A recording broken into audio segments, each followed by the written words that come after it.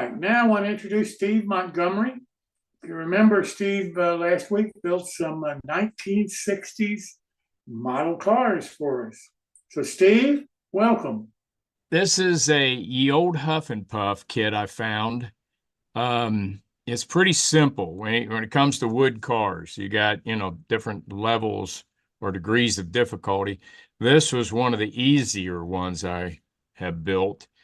And it's, as you can see, it's just open-sided with rails.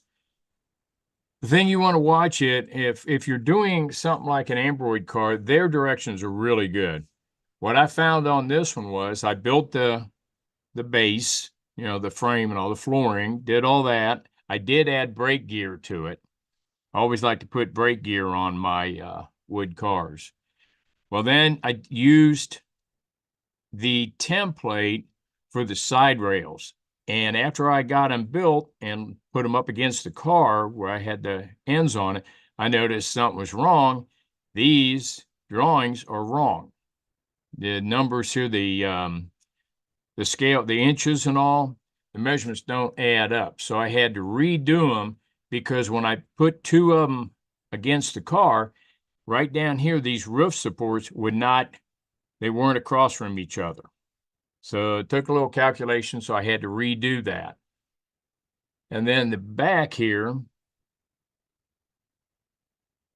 once again, okay, there's the back.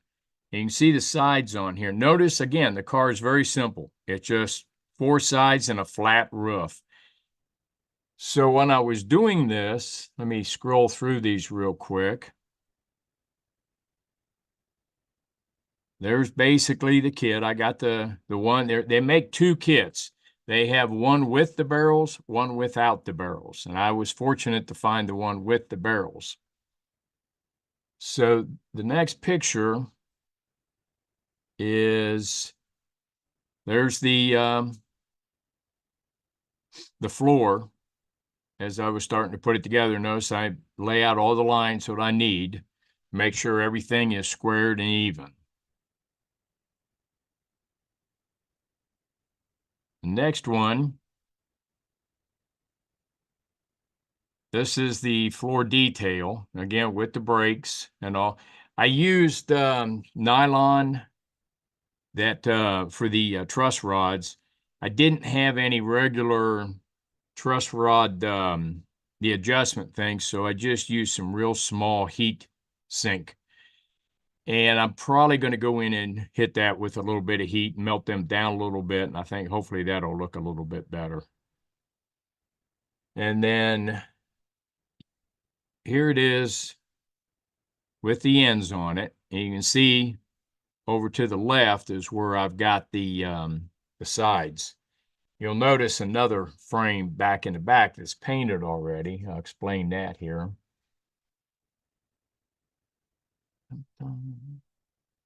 And there I am building the sides, and I use a lot of weights. I've got a ton of weights that I keep here.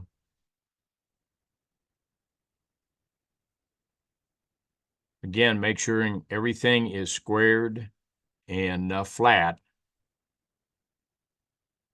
A little bit of a process. Again, with the weights. Then I start constructing the sides right there. That's it. It's a very simple kit. The barrels themselves were a disappointment to me because I really wanted to put bands on. I wanted to paint the bands. I was going to put them in the lathe and chuck them in the lathe, make a fixture for it to hold them. And I was going to paint the bands, but you can see the barrels, they're not real good quality from Huff and Puff. So that kind of eliminated that. When I was talking about the sides having differences and I had to redo that, notice the roof bracing that I put in. Originally, that would not have been across from each other, but I was able to fix that. Put a brace on top because I did change the top of the car. So there's with the barrels in it. There is a weight in the bottom down there. And this is just a picture of building the roof walk. Here's the finished car. And as you can see, I put a regular roof on it. I didn't like that flat roof. So that's the completed car. And at the same time I was building it, I decided it needed an empty one. So because I do have a Menasha woodenware kit or the building on my layout. So this way I can run an empty or a loaded. Loaded coming out, empty going back. So that's the first two cars that I built. And then if I can find, let's see here. Okay, let's go with this one. Then I decided I was going to try another kit. This is an Ambroid vinegar car kit. If you guys ever seen these, I really do like the Ambroid cars. I have built most of their cars, at least one, up to some of them I have built 7 cars, like the Hogshead cars, if you've seen one of those. The 86 footers, a lot of fun.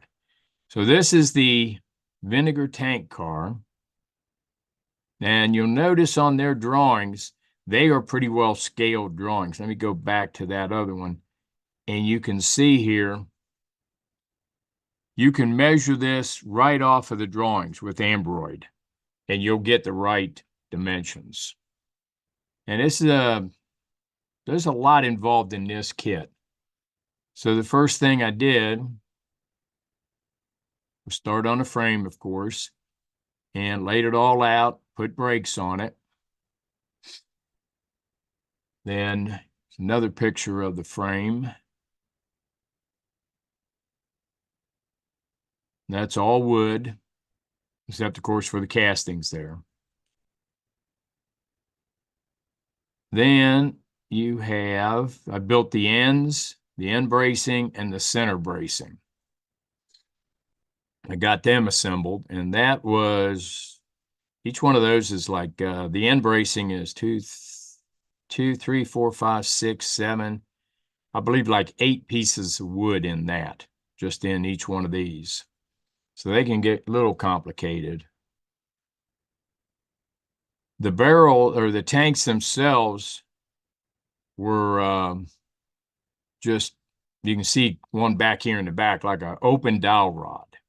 And you build the ends on it, and then the sheathing, which is pre-printed and painted, you wrap that around it.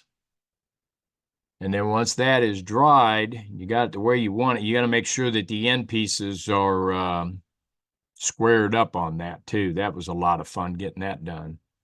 And then I put wires around it. And then once it goes together, you'll see that it has the wires around the tanks. It has strapping to hold the tanks down. It's got all the bracing on there and the handrail across here, more bracing up here, ladders on the side. It was an intricate little kit. Here's the end.